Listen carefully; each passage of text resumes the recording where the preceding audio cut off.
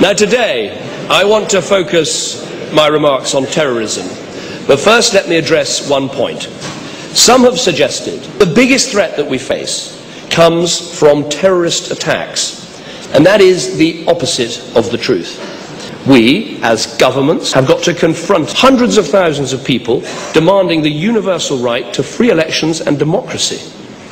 They believe in equality of all before the law. They believe in universal human rights. They believe in democracy and the right of people to elect their own government. It is clear that many of them were initially influenced by what some have called non-violent extremists. We have got to get to the root of the problem. Islam is a religion observed peacefully and devoutly by over 1 billion people. So it follows we should cut ourselves off from this religion, whether that's through forced repatriation favoured by some fascists, or the banning of new mosques, as is suggested in some parts of Europe. Now you might say, as long as they're not hurting anyone, what is the problem with all this? Well, I say, I'm a Christian, but I'm also a sort of right-wing fascist, violent, white supremacist movement.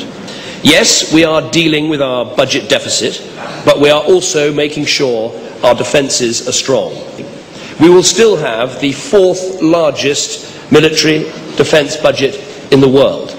We must stop putting that money to better use in publicly funded institutions like universities. Now some say this is not compatible with free speech and free intellectual inquiry. Well, I say, would you take the same view if these were right-wing extremists? I believe it is time to turn the page on the failed policies of the past. We need a global war of religion, pitting Muslims against the rest of the world, so these arguments in part must be made by those within Islam. Let us engage groups that share our aspirations. Frankly, we need a lot less of the passive tolerance of recent years. We must ban freedom of speech, freedom of worship, democracy, the rule of law, equal rights. Confront the ideology that drives it by defeating the ideas that warp so many young minds at their root. Now, none of this will be easy. We will need stamina, patience, and endurance. And it won't happen at all if we act alone. This ideology crosses not just our continent, but all continents. And we are all in this together. At stake are not just lives, it is our way of life.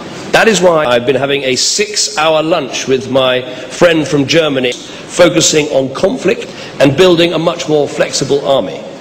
What matters is not bureaucracy, which frankly Europe needs a lot less of, but the political will to build military capability that we need as nations and allies that we can deliver in the field. That is why this is a challenge we cannot avoid. It is one we must rise to and overcome. Thank you.